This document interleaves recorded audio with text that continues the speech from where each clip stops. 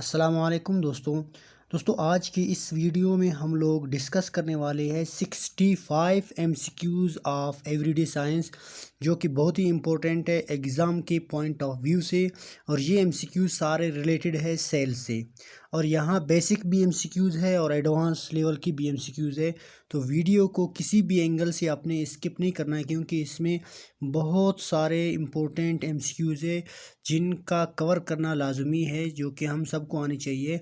यहाँ से पेपर बन जाते हैं। तो दोस्तों चलिए वीडियो को शुरू कर लेते हैं। अगर अभी तक आपने हमारे चैनल को सब्सक्राइब नहीं किया तो हमारे चैनल को सब्सक्राइब करें, ताकि आपको मज़ीद इस तरह के इंफॉर्मेटिव वीडियोस मिलता रहे। तो चलिए शुरू कर लेते हैं आज की इस वीडियो को।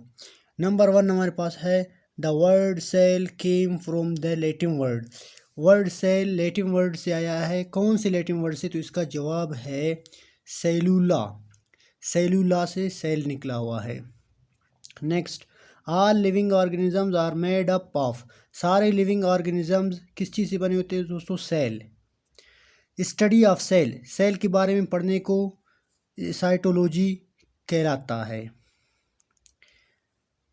स्टडी ऑफ टिश्यूज़, टिश्यूज़ के बारे में पढ़ने को हिस्टोलॉजी कहलाता है। दोस्तों यहाँ सेल्स मिलकर टिश्यू बनाते हैं, जो कि टिश्यू सेल से बड़ा होते हैं। ग्रुप ऑफ सेल्स जो कि टिश्यूज़ बनाते हैं। Next, the unit of life, the physical unit of life. Physical unit of life किसको कहते हैं दोस्तों? तो इसका जवाब है प्रोटोप्लाज्म। और प्रोटोप्लाज्म दोस्तों न्यूक्लियस प्लस साइटोप्लाज्म के एडिशन से बन जाते हैं प्रोटोप्लाज्म, या nucleus plus cytoplasm is called protoplasm. Next, who invented the cell, किसने सेल को इन्वेंट किया, ईजाद किया? तो इसका जवाब है दोस्तों रॉबर्ट हुक। कब? 1665 में, 1665 में। Next, cell theory was proposed by. Cell theory को किसने तजवीज़ किया? तो इसका जवाब है दोस्तों M J. Schleiden and Theodor Schwann ने। कब? 1839 में। नेक्स्ट क्वेश्चन है scientist who observed cork cells under a microscope. वो साइंटिस्ट जिसने कॉर्क सेल के अंदर सेल को मुशाहिदा किया, जो कि माइक्रोस्कोप उसने ख़ुद बनाया था उस टाइम। ये माइक्रोस्कोप वो साइंसदान का नाम क्या है? तो इसका जवाब है दोस्तों रॉबर्ट हुक। यहाँ से आपको एक और टर्म मिल रहा है कि सबसे पहले जो प्लांट सेल है उसको किसने डिस्कवर किया? रॉबर्ट हुक ने। Plant cell was discovered by, plant cell को किसने डिस्कवर किया? तो इसका जवाब है Robert Hooke. The term protoplasm was coined by E Purkinje, scientist who called protoplasm as the physical basic of life, T H. Huxley. तो दोस्तों यहाँ पर आपको ये बात समझना है कि जो प्रोटोप्लाज्म है, प्रोटोप्लाज्म को सबसे पहले कोइंड किया, नाम दिया किसने? पुरकिंजी साइंटिस्ट, जो कि पुरकिंजी साइंटिस्ट ने प्रोटोप्लाज्म को नाम दे दिया। इसके बाद है लार्जेस्ट सेल, सबसे बड़ा सेल का नाम क्या है? तो इसका जवाब है ऑस्ट्रिच एग, और ये एग्ज़ाम में बहुत ही मर्तबा आ चुकी है। स्मॉलेस्ट सेल, सबसे छोटा सेल कौन सा है? तो इसका जवाब है mycoplasma.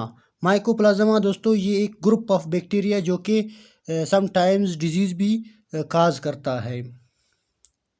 Next, organisms known as pleuropneumonia like organisms, यानी प्लेरोनमोनिया लाइक ऑर्गेनिजम्स ये कौन से ऑर्गेनिज्म काज करता है? तो इसका जवाब है दोस्तों माइकोप्लाज्मा, जो कि अभी अभी हमने पढ़ा है कि ये बैक्टीरिया की एक ग्रुप है।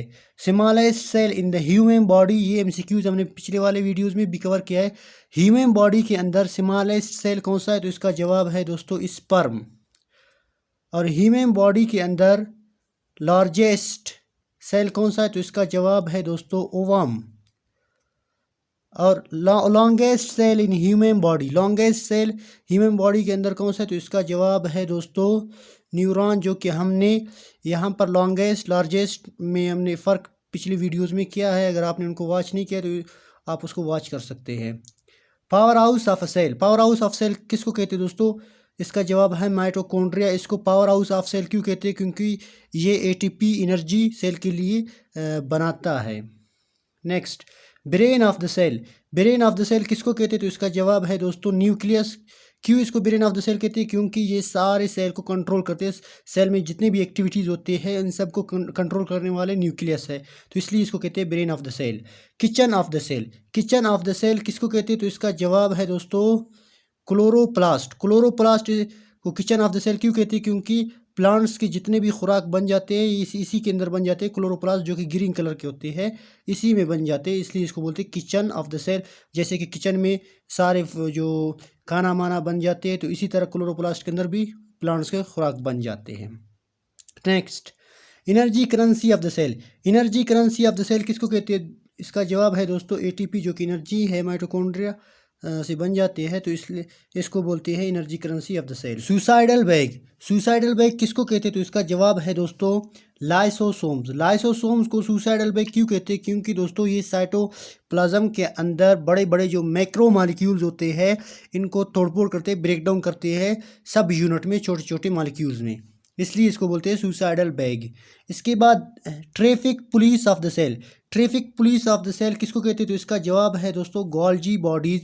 इसको ट्रैफिक पुलिस क्यों कहते हैं? क्योंकि यहाँ पर दोस्तों पैकिंग का सिस्टम होता है, खाना माना जो एनर्जी होती है इनको पैकिंग करने का प्रोसेस सारा सिस्टम यहाँ पर, स्टोरेज सारा सिस्टम गोल्जी बॉडीज़ के अंदर हो जाती है, इसलिए इसको बोलते हैं traffic police of the cell.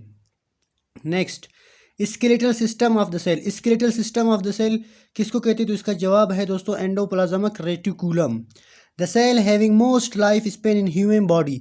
वो सेल जो कि सबसे ज़्यादा उसकी ज़िंदगी होती है ह्यूमन बॉडी के अंदर, तो इसका जवाब है दोस्तों रेड ब्लड सेल्स, जो कि 120 डेज़ ये इसकी लाइफ स्पेन होती है, ज़िंदगी होती है, इसके बाद ये डिस्ट्रॉय हो जाते हैं, ख़त्म हो जाते हैं, फिर नए बन जाते हैं। Cytoplasm and nucleus are included in. Cytoplasm और न्यूक्लियस दोस्तों इनको कहते हैं protoplasm. Next, a cell organelle known as protein factory. Cell जो कि प्रोटीन फैक्ट्री सेल ऑर्गेनली है, जो कि प्रोटीन फैक्ट्री कहते हैं इसको, क्योंकि ये प्रोटीन्स ज़्यादा प्रोड्यूस करते हैं, तो इसका जवाब है दोस्तों राइबोसोम्स। यानी प्रोटीन बनाना किसका काम है? राइबोसोम्स का। Next, the organelle in the site of protein synthesis. Protein बनाने के लिए जो ऑर्गेनली है उसका नाम है ribosomes. Ribosomes has it is own. Ribosomes की दोस्तों खुद के आरएनए होते हैं। आरएनए जो कि दोस्तों डीएनए से मालूमात को ट्रांसफ़र करता है by the help of proteins के ज़रिए। तो यहाँ ribosomes has it is own RNA. इसके बाद दोस्तों 2 types of acids present in cell. 2 type of acids cell के अंदर मौजूद होते हैं, इनका नाम क्या है दोस्तों? DNA and RNA. डीएनए और आरएनए 2 टाइप ऑफ एसिड्स है जो कि प्रेजेंट होती है सेल में। Next, the basic unit of chromosomes. Basic unit of chromosomes किसको कहते हैं? तो इसका जवाब है दोस्तों DNA. Next, the functional unit of DNA. DNA की जो फंक्शनल यूनिट है इसका नाम क्या है? तो इसका नाम है दोस्तों genes. Function of DNA. DNA का फंक्शन क्या है दोस्तों? डीएनए का फंक्शन है transmission of hereditary traits.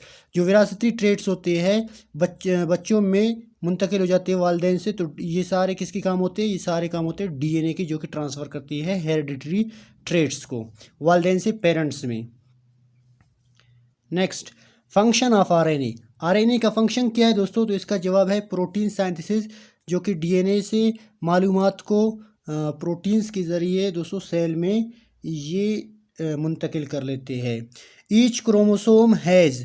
Her chromosomes की दोस्तों एक पेयर ऑफ डीएनए होती है, यानी डीएनए का यहाँ पर पेयर हर क्रोमोसोम्स के अंदर हो जाती है। DNA sugar is called. DNA sugar किसको कहते हैं दोस्तों? तो इसका जवाब है डीऑक्सीराइबोज, जो कि बाकी आ जाती है जो एसिड्स है उसे बोलते हैं nucleic acids, DNA. Next, the nitrogen bases in DNA. Nitrogen bases DNA में कौन कौन से होते हैं? तो इसका जवाब है दोस्तों एडेनिन, ग्वानिन, थायमिन, साइटोसिन। दोस्तों ये सारे आरएनए में भी हो जाते हैं, लेकिन यहाँ से एक आरएनए में नहीं हो जाते हैं। वो कौन सा होते हैं दोस्तों? वो है थायमिन। थायमिन आरएनए में नहीं होता है, आरएनए में यूरासिल हो जाते हैं। Next, the RNA sugar, RNA sugar किसको कहते हैं? तो इसका जवाब है दोस्तों ribose. Next, the nitrogen bases in RNA, RNA में जो नाइट्रोजन बेस है वो कौन कौन से है दोस्तों? जिसका जवाब है adenine, uracil, cytosine and guanine. तो यहाँ आपने ये बात कंफर्म करना है दोस्तों कि DNA और RNA में सिर्फ एक की यहाँ से टर्म है जो कि नहीं है। DNA में दोस्तों यूरासिल नहीं है और RNA में दोस्तों थाइमिन नहीं है। Next, the double helical model of DNA was discovered bye, जो DNA होता है दोस्तों ये कुछ इस फॉर्म में हो जाते हैं, इस फॉर्म में होते हैं। इसको किसने, डबल हेलिक होता है, इसको किसने दोस्तों डिस्कवर किया? तो इसका जवाब है दोस्तों James Watson and Francis Crick ने। इसके बाद the enzyme present in lysosomes, lysosomes के अंदर जो एंजाइम प्रेजेंट होता है तो वो कौन सा है? तो इसका जवाब है दोस्तों hydrolytic enzyme. Next, lysosomes was discovered bye, lysosomes को किसने डिस्कवर किया? तो इसका जवाब है दोस्तों क्रिस्टियन डी डव। नेक्स्ट, कब, जो दोस्तों यहाँ आप देख सकते हैं कब इसने डिस्कवर किया इसको? 1955 में। Compounds enter the cell through, compound जो कि सेल के अंदर इंटर होते हैं किसके जरिए? तो इसका जवाब है दोस्तों endoplasmic reticulum. The cell organelle which is the sites of energy transfer in living cells, दोस्तों सेल ऑर्गेनेली जो कि एनर्जी ट्रांसफ़र करता है लिविंग सेल के अंदर वो कौन सा है? तो इसका जवाब है दोस्तों माइटोकॉन्ड्रिया, जिसमें एनर्जी दोस्तों प्रोड्यूस हो जाती है ATP की शक्ल में। Next, the function of mitochondria, mitochondria की फंक्शंस कौन कौन से है दोस्तों? तो इसका जवाब है दोस्तों सेलुलर रिस्पायरेशन। सेलुलर रिस्पायरेशन किसको कहते हैं दोस्तों? एनर्जी प्रोड्यूस होना ऑक्सीजन की मौजूदगी में, इसे कहते हैं सेलुलर रिस्पायरेशन। और दूसरा दोस्तों ATP प्रोडक्शन, ATP प्रोडक्शन जो कि दोस्तों एक बहुत बड़ी एनर्जी है ये प्रोड्यूस करना, और सेलुलर रिस्पायरेशन, ये दोनों फंक्शंस है माइटोकॉन्ड्रिया के। Next, the stage of cellular respiration which does not need oxygen, cellular respiration की वो स्टेज जिसमें ऑक्सीजन की ज़रूरत नहीं होती है तो उसको क्या कहते हैं? तो इसका जवाब है दोस्तों glycolysis. The term mitochondria was coined by, mitochondria term जो कि नाम दिया गया किसने दिया? तो इसका जवाब है दोस्तों कार्ल बेंडा ने। कब दिया दोस्तों? 1898 में। यहाँ पर दोस्तों आपने इसको याद रखना है कि माइटोकॉन्ड्रिया का नाम दिया गया, माइटोकॉन्ड्रिया को डिस्कवर किसी और ने किया था। यहाँ पर नाम की बात कर रहा है, कोइंड बाय। इसका जवाब है कार्ल बेंडा। कब? 1898 में। और माइटोकॉन्ड्रिया को डिस्कवर किया था दोस्तों ऑल्टमैन ने। Next, name the process in which the main product is energy, वो प्रोसेस का नाम बताए जिसमें ज़्यादातर एनर्जी प्रोड्यूस हो जाती है। तो इसका जवाब है दोस्तों cellular respiration. In mitochondria the energy is formed in the form of, mitochondria में एनर्जी किस फॉर्म में फॉर्म्ड होती है? तो इसका जवाब है दोस्तों ATP molecules. Next, which molecule is known as the energy currency, किस मॉलिक्यूल को एनर्जी करेंसी बोलते हैं? तो इसका जवाब है ATP मॉलिक्यूल्स। नेक्स्ट, ATP का फुल फॉर्म क्या है दोस्तों? Adenosine triphosphate. The cell that lacks mitochondria and nucleus, वो सेल जिसमें माइटोकॉन्ड्रिया और न्यूक्लियस नहीं होते वो कौन से होते हैं? तो उसका जवाब है दोस्तों red blood cells, RBC। Next, number of ATP molecules that will get from one molecule of glucose, एक मॉलिक्यूल से कितने ATP दोस्तों हासिल होते हैं? तो इसका जवाब है दोस्तों 38, तो इसका जवाब है दोस्तों 38 ATP, और कुछ बुक्स में लिखा हुआ है 36 ATP। The elements in the component of ATP में जो कंपोनेंट एलिमेंट्स है वो कौन कौन से है? तो इसका जवाब है दोस्तों नाइट्रोजन एंड फास्फोरस। ये दोस्तों यहाँ पर जो टर्म है इसका नाम है Krebs not Kerbs. Krebs cycle is related to, Krebs cycle किससे रिलेटेड है? तो इसका जवाब है दोस्तों सेलुलर रिस्पायरेशन। क्रेब साइकिल का दूसरा नाम है दोस्तों सिट्रिक एसिड, जिसमें एनर्जी ज़्यादा होते हैं। Cell respiration was discovered by, cell respiration को किसने डिस्कवर किया? तो इसका जवाब है दोस्तों Adolf Krebs. The whole process of a cell is controlled by, सारा प्रोसेस सेल के अंदर कंट्रोल होता है किसके जरिए? तो इसका जवाब है न्यूक्लियस, इसलिए इसको बोलते हैं brain of the cell. The cell without nucleus, वो सेल जिसमें न्यूक्लियस नहीं होते तो इसको कहते हैं prokaryotic cell. The cell with nucleus, वो सेल जिसमें न्यूक्लियस होते हैं उसे क्या कहते हैं? इसको कहते हैं यूकैरियोटिक सेल्स। तो यहाँ आपने प्रोकैरियोटिक और यूकैरियोटिक सेल में डिफरेंस लाजमी करना है। प्रोकैरियोटिक में न्यूक्लियस नहीं हो जाते हैं और यूकैरियोटिक में न्यूक्लियस मौजूद होते हैं। Next, nucleus was discovered by, nucleus को किसने डिस्कवर किया? तो इसका जवाब है Robert Brown. Name the process in which lysosome digest it is own cell organelles, वो प्रोसेस जिसमें लाइसोसोम्स डाइजेस्ट करती है अपने ऑर्गेनेलिज, अपने सेल के खुद की ऑर्गेनेलिज। तो इसका जवाब है दोस्तों autophagy. A network like structure inside the nucleus is called, एक नेटवर्क लाइक स्ट्रक्चर होता है न्यूक्लियस के अंदर, उसे क्या कहते हैं दोस्तों? इसे कहते हैं क्रोमेटिन रेटिकुलम, जो कि बहुत ही कॉम्प्लिकेटेड पेचीदा होते हैं।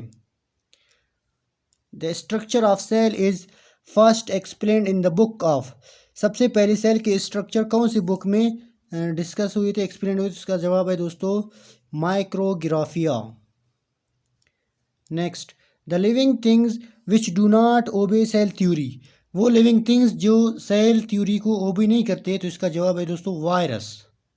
Next, the scientist first studied about all structure and cell reaction, वो साइंसदान जिसने सबसे पहले स्टडी किया था सेल स्ट्रक्चर और उसकी रिएक्शन के बारे में, तो इसका जवाब है दोस्तों Theodor Schwann. Next, Schwann cell are seen in, Schwann cell देखा गया है किस में दोस्तों? तो इसका जवाब है नर्व सेल। तो दोस्तों ये थी हमारी आज की वीडियो, जिसमें हम लोगों ने बहुत ही इम्पोर्टेंट MCQs कवर किया है जो कि रिलेटेड है सेल थ्योरी से। तो दोस्तों अगर अभी तक आपने हमारे चैनल को सब्सक्राइब नहीं किया तो चैनल को सब्सक्राइब करें, ताकि आपको इस तरह के मज़ीद इन्फॉर्मेटिव वीडियोज़ मिलता रहे। मिलते हैं किसी और वीडियो में, तब तक के लिए अल्लाह निगहबान।